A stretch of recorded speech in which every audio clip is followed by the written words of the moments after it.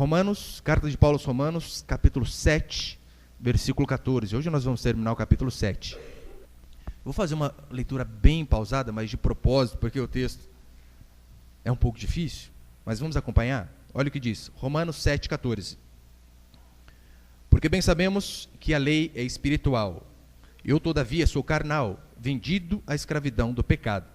Porque nem mesmo compreendo o meu próprio modo de agir, pois não faço o que prefiro, e sim o que detesto. Ora, se faço o que não quero, consinto com a lei, que é boa. Neste caso, quem faz isso já não sou eu, mas o pecado que habita em mim.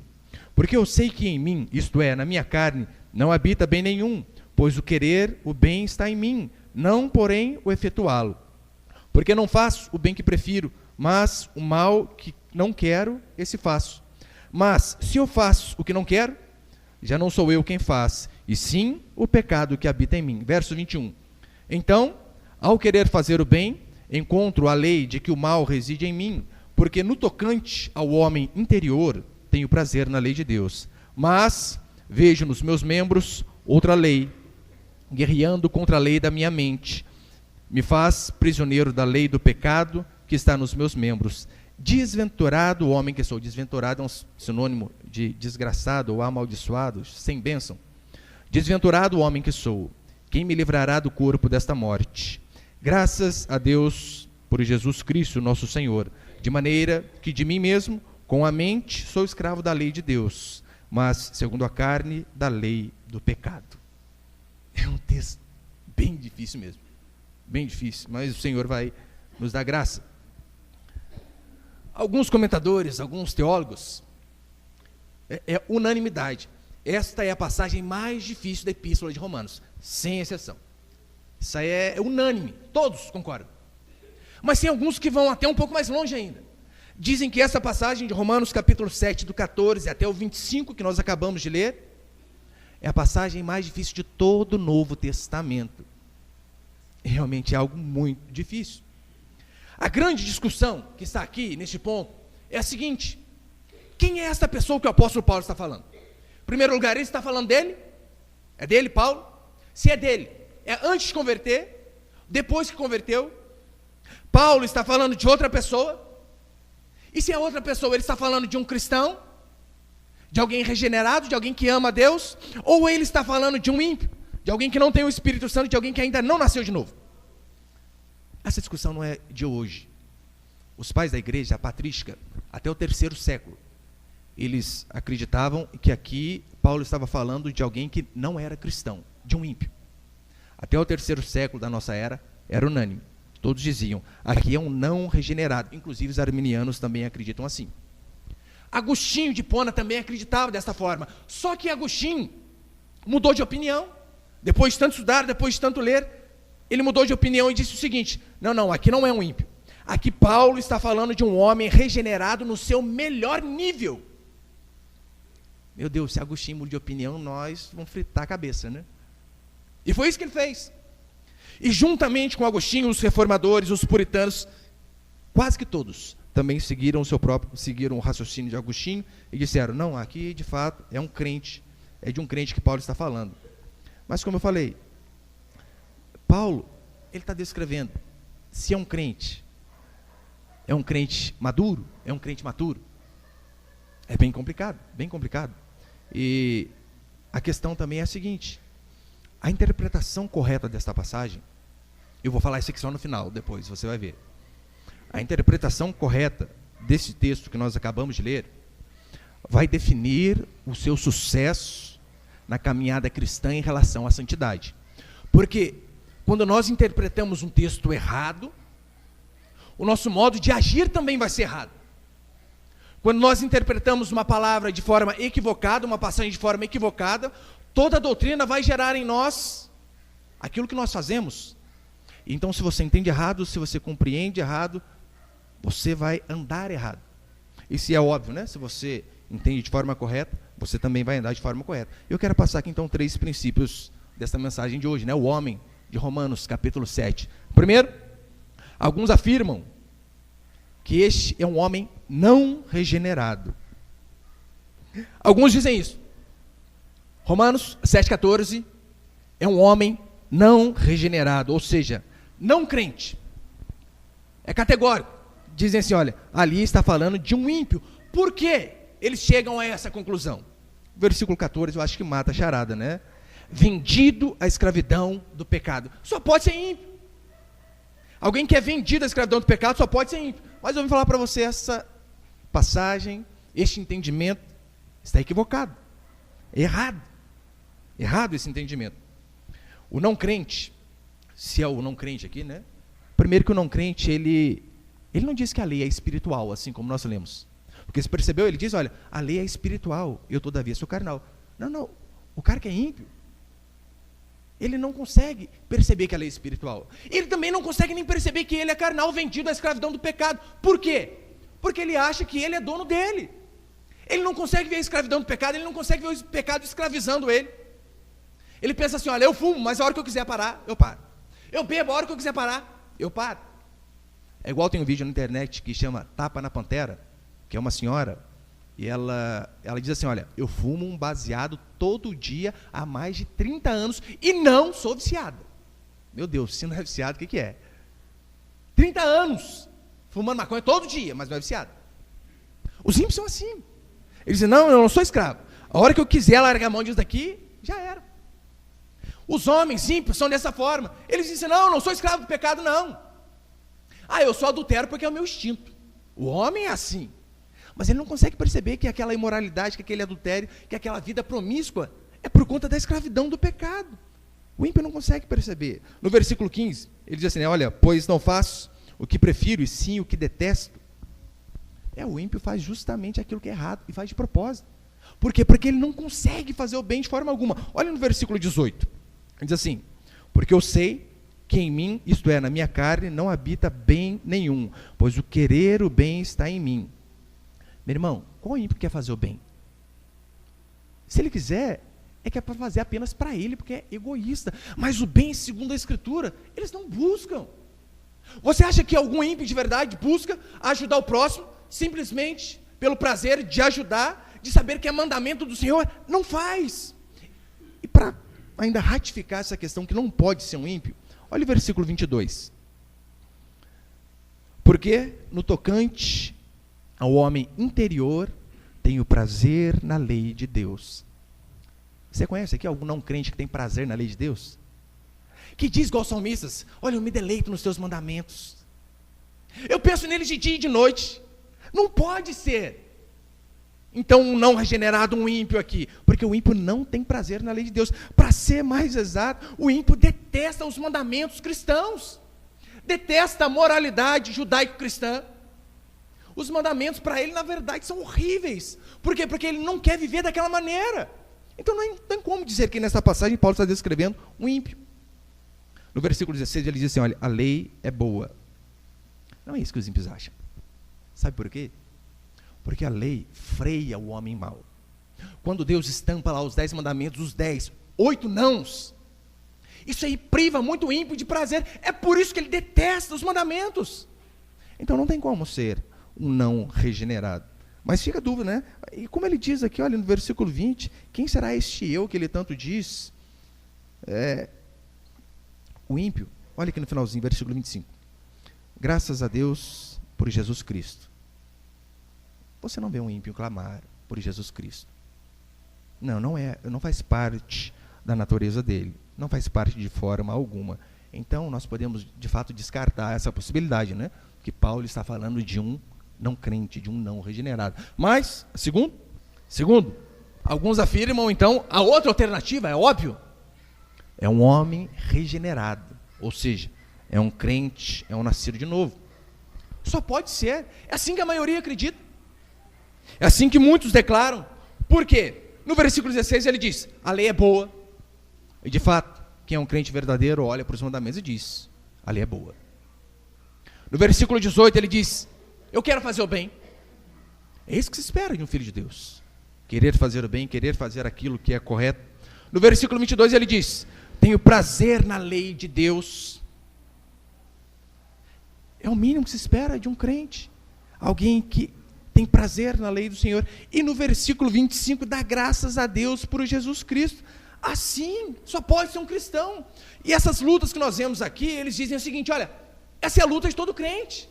Às vezes dá uma caída, às vezes se levanta. Essa guerra que há dentro de nós. Porque quando ele diz no versículo 22, ele diz assim, né? Porque no tocante ao homem interior, tenho prazer na lei de Deus. Quando ele diz o homem interior, ele está falando, isso aqui é sinônimo do entendimento, da mente.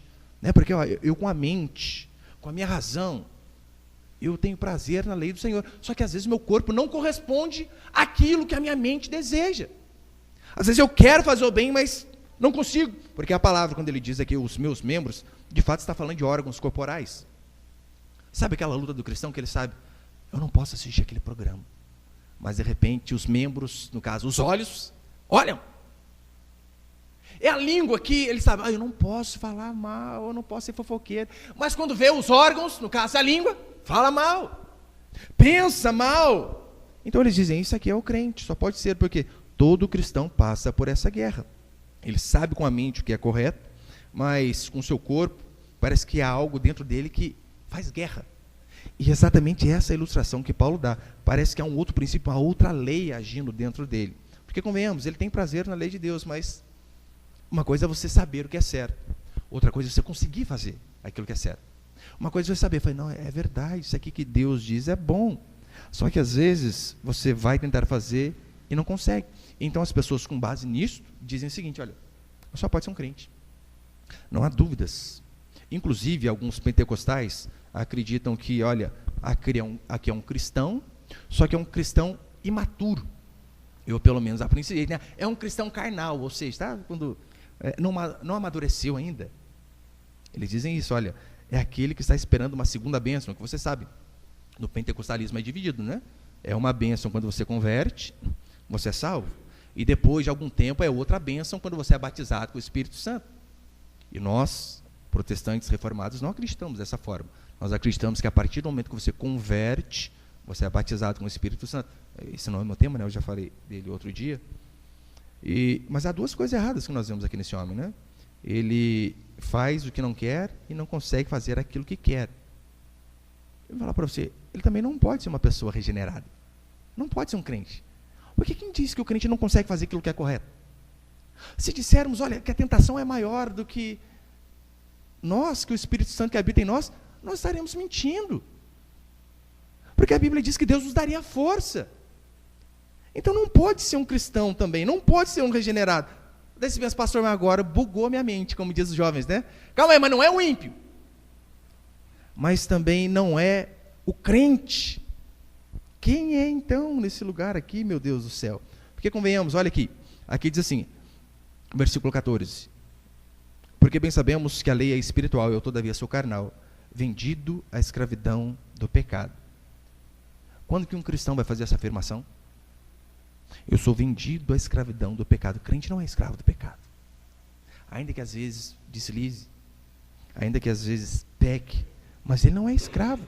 Se aqui em Romanos capítulo 7 for o homem regenerado na sua melhor condição, assim como diz Agostinho, como que a gente interpreta Romanos capítulo 6, que eu preguei algumas semanas atrás? Você pode voltar só uma página comigo? Romanos 6:2. Se aqui em Romanos 7 está falando de uma pessoa crente, como que faz para a gente interpretar Romanos 6:2? Como veremos ainda no pecado? Nós, os que para ele morremos. Olha que em Romanos 7 diz, se for um crente, diz que ele é escravo do pecado. Mas em Romanos 6 diz que nós não podemos viver no pecado porque nós morremos para o pecado. Se você afirmar que esse homem de Romanos 7 é um cristão, você vai jogar por terra todo o argumento do capítulo 6. Todo o argumento, sem exceção. Olha o versículo 12 do capítulo 6. Como que não pode ser um crente? Porque crente não vive no pecado, óbvio. Versículo 12. Não reine, portanto, em vosso corpo mortal. Não reine, portanto, o pecado em vosso corpo mortal, de maneira que obedeçais às suas paixões. É mandamento para nós. O pecado não pode reinar na sua vida. Por quê? Porque você é regenerado. Você é cheio do Espírito Santo, você é nascido de novo. Depois no verso 13. Nem ofereçais cada um os membros do seu corpo ao pecado, como instrumentos de iniquidade, mas oferecei-vos a Deus como ressurretos dentre os mortos. Ou seja, não ofereça o seu corpo para o pecado. Então não tem como nós afirmarmos também que esse homem aqui é um cristão, porque um cristão não vive na prática do pecado. Eu sei que alguns falsos falsos cristãos, eles pegam essa passagem, onde você vê aparentemente uma pessoa, se é Paulo, não sei, lutando, né? Às vezes eu quero fazer o bem, mas não consigo. Eles pegam essa passagem, sabe para quê? Para serem hipócritas, cara de pau, para quê? Para viver no seu erro. Porque eles dizem, nossa, mas eu tentei botar um chifre no meu marido, na minha esposa, mas não foi eu que fiz, foi o pecado que habita em mim. Ele usa esse texto para dizer, olha, mas Paulo tinha essas lutas também, eu até queria fazer o bem, mas não resisti. Você consegue ver o tamanho da hipocrisia? Eles usam esse texto como pretexto para viverem no pecado. Mas eu pergunto, e aquelas passagens de Romanos 12, que nós vamos chegar mais à frente? Não vos conformeis com este século, mas transformai-vos pela renovação da vossa mente. E 1 João 5, 4, que diz que quem é nascido de novo vence o mundo. E você não consegue vencer as tentações. Você não consegue vencer a luta contra o pecado. 1 João 3, 9 diz que todo aquele que é nascido de Deus não permanece na prática do pecado. Portanto, a pessoa que usa essa passagem como álibi para continuar no erro é hipócrita. Na verdade, está tentando achar uma forma de continuar com a vidinha no pecado. Essas passagens aqui, que eu acabei de dizer, né, não ornam quando Paulo diz aqui no versículo 25, olha, miserável homem que sou, quem me livrará do corpo dessa morte? Sabe por que não pode ser um crente? Porque um crente não fica desesperado mesmo diante do pecado. Um crente não fica desesperado, ele dizer, estou perdido, quem me livrará? E o pronome aqui é ainda indefinido, né? Quem me livrará? Nós sabemos quem pode nos livrar. Nós sabemos quem pode nos socorrer na angústia, na tribulação, e até quando caímos em pecado, sabemos quem pode nos perdoar. Então por isso que não pode ser um crente, porque esse homem que ele não sabe quem pode socorrer a ele. Olha que interessante, no Salmo 51, põe ele por favor. No Salmo 51, aqui foi logo depois de Davi adulterar. E lembra, Davi, ele não só pisou na lama, mas se jogou na lama. Mentiu, matou e adulterou. Né? De fato, empinou a carroça com as 4 rodas para cima. E mesmo depois de um pecado tão grave, olha o que Davi diz. Cria em mim, ó Deus, um coração puro e renova dentro de mim um espírito inabalável. Não me repulses da tua presença, nem me retires o teu Santo Espírito. O cara tinha acabado de adulterar. Você consegue ver uma pessoa que acabou de cair em adultério dizendo assim, Senhor, não retires de mim teu Espírito. Ele busca a Deus. Muito diferente desse homem aqui de Romanos 7. Davi, por mais que fez algo extremamente grave e colheu as consequências disso, é óbvio. Mas mesmo assim ele não clamou, olha, quem poderá me defender? Quem poderá me livrar? Não, porque ele sabia, errei. Vou colher as consequências, e você lembra, as consequências na vida de Davi foram terríveis. Primeiro aquele filho morreu, depois um filho estuprou outra filha, depois um irmão matou outro irmão, e daquele momento em diante a espada nunca mais saiu da família de Davi. Mas o homem que conhece a Cristo como Salvador, que conhece a glória da cruz, e que de fato tem conhecimento do Espírito Santo, ele não brada dessa forma, quem me livrará? Como é indefinido, e agora, quem pode me ajudar? Não, ele sabe quem pode ajudá-lo. O homem que Paulo está falando aqui, é alguém que não sabe ainda quem pode libertá-lo. Por isso, esse brado, por isso esse espanto, quem pode me libertar? Provavelmente ele não sabia. Falei, será que tem alguém que consegue me livrar dessa circunstância terrível que eu estou vivendo? E é claro, né? Ele sabe que ele não pode libertar a si mesmo, por isso ele brada, quem pode me libertar? Romanos 7 fala de alguém que acumula derrotas. Se você ler o capítulo 7, você vai ver apenas derrotas, derrotas e derrotas. Eu não estou dizendo que nós como cristãos às vezes não perdemos. Às vezes na nossa luta contra a carne falhamos, pecamos. Mas a nossa vida não é só derrota. Se colocarmos num apanhado geral, a vida de um cristão, de fato, nascido de novo, ela é muito mais vitória do que derrota. Ainda assim que tenhamos alguns frutos podres, ainda que tenhamos alguns deslizes, mas no geral a nossa vida é mais vitória que derrota. Por isso não pode ser um crente dizendo assim, olha, miserável homem que sou. Isso aqui, essa frase foi causada pela persistência da derrota. Como que um crente poderia dizer isso daqui, né? Sendo que Paulo diz em 2 Coríntios que nós somos nova criatura, que as coisas velhas já passaram e tudo se fez novo. Ele diz em 2 Coríntios 3,18 que nós somos transformados de glória em glória. E em 1 João diz que maior que aquele que maior é aquele que está em nós do que aquele que está no mundo. Um cristão, então, ele não pode bradar dessa forma, desesperado, perdido. Mas a grande pergunta é, como que a gente consegue conciliar, né, dois textos difíceis? Por exemplo, como conciliar esses dois textos? Romanos 6 e Romanos 7. Em Romanos capítulo 6, verso 22, diz assim: agora, porém, libertados do pecado, transformados em servos de Deus, tendes o vosso fruto para a santificação e, por fim, a vida eterna.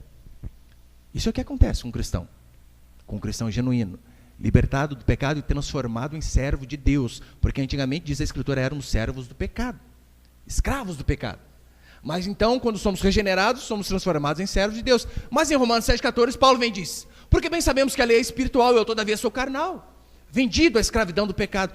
Como conciliar esses dois textos?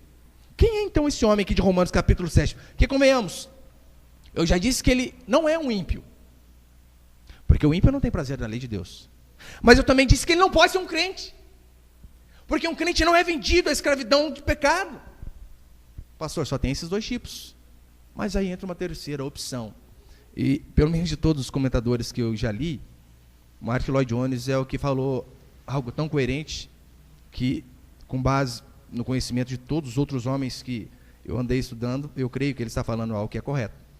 No versículo 15, ele diz assim, ó, você pode acompanhar comigo de novo, versículo 15?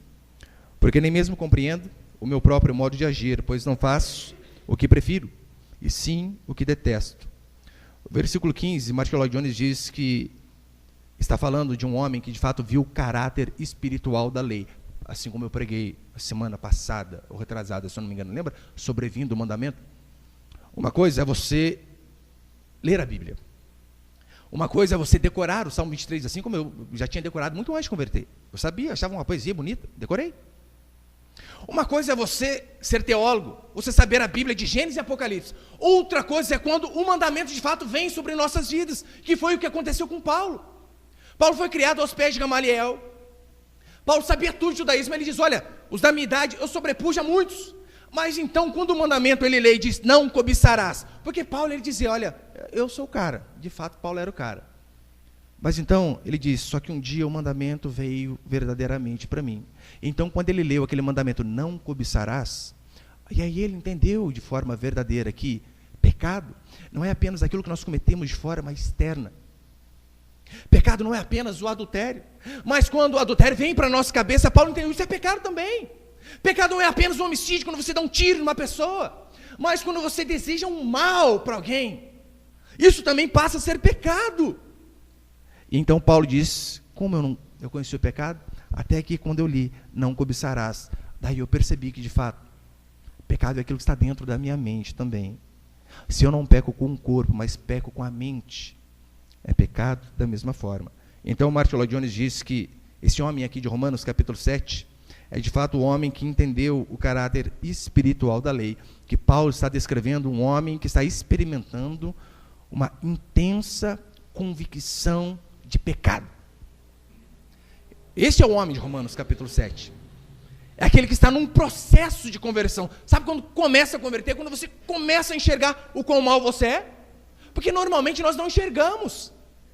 Achamos sempre que somos melhores do que os outros. Só que Paulo vem e diz, olha, Martin Lloyd Jones diz, né, olha, esse homem é aquela pessoa que de fato começa a experimentar o que é convicção de pecado. É um homem que de fato, a quem foi dado pelo Espírito Santo ver a santidade da lei, e ele então, por conta disto, se sente inteiramente condenado. Ou seja, é aqui que de fato começa a conversão de alguém. Quando ele consegue ver quem ele é. Este homem aqui, ele está ciente pela primeira vez da sua fraqueza, do seu completo fracasso, só que ele não sabe nada mais além do que isto. Por isso ele brada, quem? Quem poderá me livrar? A partir do momento que ele viu, mas eu não dou conta de cumprir esses mandamentos. A partir do momento que ele entende o caráter espiritual da lei, ele diz, estou perdido. Porque é assim que começa o processo de conversão. Se você não tem o entendimento de que de fato você não consegue cumprir esses mandamentos, porque talvez você, durante muito tempo, e às vezes até hoje, frequentando a igreja há anos, você ainda está na mesma situação que Paulo estava quando era judeu. Paulo era apenas religioso. O jovem rico era da mesma forma, lembra? Ele disse, Senhor, o que farei para dar a vida eterna? obedece esse e esse mandamento. Olha a resposta do jovem rico: Senhor, tudo isso tenho observado desde a minha mocidade. Puxa vida, isso aí é bom, hein? Ele não tinha entendido o verdadeiro significado do mandamento. Então esse homem aqui começa a ter essa convicção de pecado. Ele vê, fala: eu preciso cumprir os mandamentos, mas com as suas próprias forças ele não consegue. É por isso que ele brada: estou perdido. Quem pode me livrar? O mandamento que eu achava que eu vivia por ele, na verdade se transformou em morte. É o que eu preguei na última semana. Então ele diz: eu não consigo cumprir esses mandamentos. Igual uma vez eu falei para o irmão, eu falei: olha, os 10 mandamentos, muitas pessoas pensam: isso aqui é fácil. Nenhum de nós, de forma natural, consegue cumprir esses mandamentos. Por quê? Só o primeiro: amarás o Senhor teu Deus de todo o teu coração, de toda a tua alma, de todo o teu entendimento. Eu não faço isso, infelizmente. Você não faz isso. Muitas vezes nós colocamos outras prioridades no lugar de Deus. Muitas vezes nós colocamos as nossas vontades na frente da vontade de Deus. Muitas vezes colocamos a esposa, o marido, os filhos na frente de Deus. E queremos vir com esse papinho: eu amo o Senhor de todo o coração. Não ama nada. Se você não consegue vir para um culto com uma dor de cabeça, vai dizer que você morreria por Jesus Cristo? Mentira! Olha o outro mandamento: amarás o próximo como a ti mesmo. Você faz isso? E lembrando, o próximo aqui é aquele seu vizinho que 3h30 da manhã põe o batidão lá, que você vai trabalhar às 5 e te acorda. É aquele que faz mal para você. Quem que pode dizer: não, puxa vida, matou lá o parente meu lá, mas eu amo ele. Quem que pode dizer algo desse? Algo parecido com isso? Mas vamos àquele mandamento então que derrubou Paulo: não cobiçarás. Não cumprimos. Você consegue ver que você está perdido? Que se Deus não tiver misericórdia de nós, nós estamos perdidos. E em nenhum momento aqui em Romanos capítulo 7 ele cita o Espírito Santo e o Cristo em nós. E terceiro e último, é o que nós vemos aqui, é uma verdadeira conversão. A verdadeira conversão, ela é um processo. Não é do dia para a noite. Mas é como se fosse mais ou menos uma mulher quando ela fica grávida. No começo é tranquilo, dor nenhuma, às vezes só alguns enjoos, não é? Daí começa ali com 3, 4 meses, daí a criancinha começa a crescer. E então ali com 6 meses, mais ou menos, não sei. Nossa, senti dar um chutinho. Com 8 meses o espaço começa a ficar meio curto, dói mais. Com 9 meses tem dia que está andando, porque não consegue continuar a caminhada. E respira: ai, que dor. Assim é a gestação. Espiritualmente também funciona assim. Começamos vendo que, olha, puxa, eu não sou tão bom quanto eu achava que eu era. Nossa. E a gente vai conhecendo a Deus. E a gente vai a cada dia mais crescendo nessa convicção. E a gente diz: não, eu não apenas não sou tão bom quanto eu achava que eu era, mas eu sou pior do que eu imaginava que eu era. Porque no começo a gente vê: ai, Senhor, eu sou pecador. Daí a gente vai, de fato, convertendo, tendo convicção dos nossos pecados. A gente diz: Senhor do céu, eu sou pecador demais. É assim que acontece. Esse período aqui que Paulo está citando, alguém que vai sendo convencido do seu pecado, se vendo incapaz de ser salvo por si mesmo, porque a não ser que aconteça isso com cada um de nós, eu vim falar para você: não há salvação por ser humano. A não ser que você olhe para a Escritura e se veja indigno do sangue de Cristo. A não ser que você olhe para os mandamentos e diz: eu não consigo cumprir. A não ser que você olhe para dentro da sua vida e diga, igual Paulo diz aqui: miserável homem que sou. Mas se você não dá esse brado, você ainda nem começou o processo de conversão. Você pode frequentar a igreja, você pode tocar no louvor, você pode cantar, você pode ser pastor, você pode sentir o arrepio no culto, sem convicção de pecado. Isso não passa de frenesi religioso. A sua moralidade não passa de uma moralidade vã, vazia. Ainda que moralmente você seja correto diante das pessoas, Isso é vazio. Não importa quanto tempo você tenha de igreja, se você nunca se viu em frangalhos, se você nunca se viu como miserável, se você nunca se viu como alguém que é indigno de receber alguma coisa, igual uma vez a oração da irmã, estávamos orando lá, Senhor, eu oro para que o Senhor só me dê aquilo que eu mereço. Foi na hora, falei, Senhor, não ouve a oração dela, por favor, não ouve. Porque se orarmos para que Deus nos dê aquilo que nós merecemos, você sabe o que você merece? Eu tenho convicção plena do que eu mereço. Todos nós, sem exceção, diz a Escritura, merecíamos o inferno. Sem exceção. Do pastor ao membro que entrou na igreja hoje. Todos nós merecemos o inferno, é o que diz a Escritura. Portanto, se você nos vê como miserável, como incapacitado, como destituído de força diante de Cristo, eu vim falar para você, o processo de conversão nem começou na sua vida ainda. Você nem sonha em converter, você é apenas um adepto à religião cristã evangélica protestante reformada. Apenas isso. Se diante de Cristo, meu irmão, você ainda se vê como uma pessoa boa, se diante de Cristo você olha assim, Senhor, eu sei que eu sou mau, mas, puxa, aquele dali é pior do que eu. Se você se vê assim, eu tenho uma má notícia para você. Você precisa se converter. Você não enxergou a sua natureza ainda. Você não enxergou quão mal você é. Se você se acha merecedor de algo por conta da sua moralidade, por conta das tuas obras, você está perdido. Se Jesus voltar hoje, você vai para o inferno. É isso que diz a Escritura. É por isso que, como já disse um escritor, né? Que a palavra digno seja escrito lá no chão do inferno, porque é isso que nós somos dignos. E que a palavra graça, favor e merecido esteja ali escrita em letras garrafais, nos umbrais da porta do céu. Por isso é necessário que nós venhamos nos reavaliar constantemente.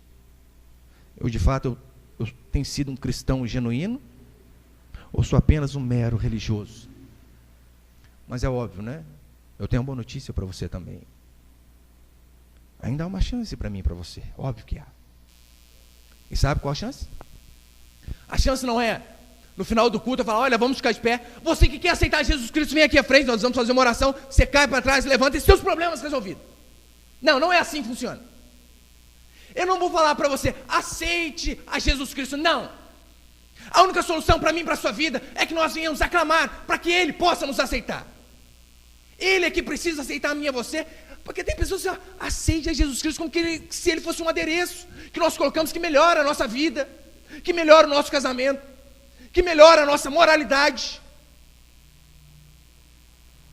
Mas não temos que aceitar a Cristo, mas temos que clamar de joelhos com a boca no pó, dizendo, Senhor, me aceite pela Tua misericórdia e graça, porque eu sei que eu não sou nada.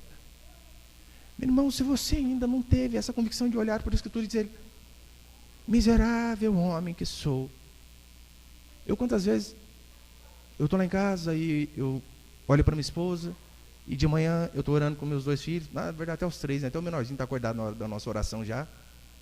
E às vezes eu estou lá, e eu vejo, puxa, que bênção. Nossa, os 3, tudo certinho, tudo perfeitinho. Mas aí eu sei que aquilo lá não é porque eu sou uma pessoa boa. Eu tenho certeza que aquilo lá é muito mais do que eu merecia. Eu tenho certeza. Eu mereci, sabe casar com quem? É com a diabetes. Morar lá na Infernolândia, rua 666. Então, eu olho para dentro de mim, eu olho para o meu passado. Eu olho para o Rafael antes de 2006. Perdido, depravado, imoral. E eu vejo, Senhor, como pôde? Como pode mesmo assim o Senhor ter misericórdia e graça da minha vida? Isso é fruto da graça do Senhor. Essa é a única chance. Não adianta você ser um bom entendedor de letra, ser um bom teólogo, a não ser que você não entenda, a não ser que você entenda a parte espiritual de que nós somos os pecadores que a Bíblia tanto condena. É o que nós temos dificuldade de perceber. Às vezes quando nós ouvimos falando, olha, mentiroso, a gente lembra da vizinha, fofoqueira, está descrevendo minha vizinha, pastor. O adúltero, puxa, tem um cara no serviço que é assim. E nós não vemos que esse pecador, na verdade, Jesus está falando de nós. Os ímpios são ímpios, ainda que tenham acertos, mas diz a Escritura que eles são vendidos à escravidão do pecado. Agora, os crentes, já estou terminando, né? os cristãos verdadeiros, cheios do Espírito Santo, que de fato, não, porque ou você é ímpio, ou você está num processo de conversão, como no caso aqui de Romanos 7, ou você é crente. E se você já passou desse estágio de processo de conversão e acredita que você é filho de Deus, você não pode dar desculpa para o pecado. Não pode. Lembra que eu disse no começo? O entendimento errado dessa doutrina vai te levar a um comportamento errado. Se você olha para Romanos 7 e vê aqui esse homem dizendo: olha, mas o bem que quero fazer não consigo, e sim o mal. O querer o bem está em mim, não porém o efetuá-lo. Se você entende que isso aqui é um crente, sabe o que vai acontecer com a sua vida? Você vai ser um crente relapso em relação ao pecado. Você vai viver de qualquer maneira, porque você vai dizer: Paulo era assim também. Paulo tentava fazer o que era certo, mas dava um escorregadinho e falava: fazer o que, né? Não sou eu que peco, mas o pecado que habita em mim. E você vai viver dando desculpa para o seu pecado esfarrapado. Se você acha que Romanos 7 é um crente, diante do pecado você sempre vai dar desculpa. Diante da tentação você vai dizer: poxa, foi maior do que eu. Todos nós somos tentados constantemente. Homens, mulheres, crianças. Jesus foi tentado. Lembra quando Jesus foi tentado no Getsêmani e ele orando chegou a suar gotas de sangue? Tem um nome específico, aquela doença. Sabia que aquilo lá não é algo que aconteceu só com ele. Aquilo lá é um fenômeno, de fato, que acontece com qualquer ser humano, tamanho grau de estresse. Chama hematidrose. Quando a tensão, o estresse é tão grande que você pode, de fato, até transpirar sangue. Eu pergunto para você, diante da tentação, você já suou sangue? Eu não vou conseguir. Eu suou sangue já? Se não suou sangue é porque dava para resistir. E o que a Bíblia diz a meu seu respeito, que ainda que o mal resida em nós, mediante o Espírito Santo nós somos capazes de vencer qualquer tentação. Não podemos dar desculpas. Você tem que saber, meu irmão, que você vai dar conta dos seus pecados. Eu vou dar conta dos meus pecados. Diz a Bíblia que um dia todos nós, sem exceção, estaremos diante de Deus para receber segundo o bem ou mal que tivemos feito no meio do nosso corpo. Diz a Escritura que o Senhor julgará o segredo dos homens. Sabe aquelas coisinhas que ninguém sabe, só você? Sua esposa não sabe, seu marido não sabe, seus filhos não sabem, seu pastor não sabe. Diz a Bíblia que o Senhor julgará o segredo dos homens. Tudo aquilo que passa na nossa mente. Paulo aqui, ele não está de forma alguma negando as nossas responsabilidades por nossas ações. Não é isso que ele fala. Muito pelo contrário. Alguns pensam que Paulo diz assim: olha, puxa, não importa dar uma caidinha no pecado. Por quê? É só pedir perdão, o Senhor resolve. Não é isso que ele diz. Aqui ele diz: miserável homem que sou, quem me livrará? É alguém que de fato quer se ver livre do pecado. Uma coisa é você morrer lutando. Outra coisa é você se render sem luta. Uma coisa é você lutar contra o pecado e lutar. E falhar. Mesmo assim, não dê desculpa. Levante, prossiga e mude. É o que a Escritura nos ordena. Se tiver que morrer, que morra lutando. Assim como era a educação espartana que eu falei semana passada. Pra você ter uma ideia, na educação espartana, os guerreiros não tinham direito nem a enterro. A não ser que, sabe a lápide com o nominho lá? Aqui jaz Rafael César. Eles não tinham direito. A não ser aqueles que morriam na guerra. Morreu de velhice, por mais que serviu o Estado a vida toda. Era enterrado como indigente. Mas se você morresse na batalha, você poderia, sim, ter o seu nome ali. Uma lápide. Até as mulheres. As mulheres, como não iam para a batalha, sabe qual era a única forma de uma mulher espartana ter o seu nome escrito ali na lápide? Da sua catacumba? Quando ela morresse, dando à luz a um filho homem. Do contrário, não podia também. Eu creio que isso também é verdade a meu seu respeito. O crente luta. O crente quer se ver livre do pecado. O crente sabe que o pecado tem consequências amargas e terríveis. E pior, sabe que foi por conta dos seus pecados que o nosso Salvador pagou o preço com a sua morte na cruz. Portanto, uma pessoa que sabe disso não pode tratar o pecado como algo indiferente. Não pode tratar o pecado como algo trivial. Mas ele vai lutar com todas as suas forças e não vai dar desculpa. Amém, meus irmãos? Você pode ficar aí de pé por um instante, então, por favor?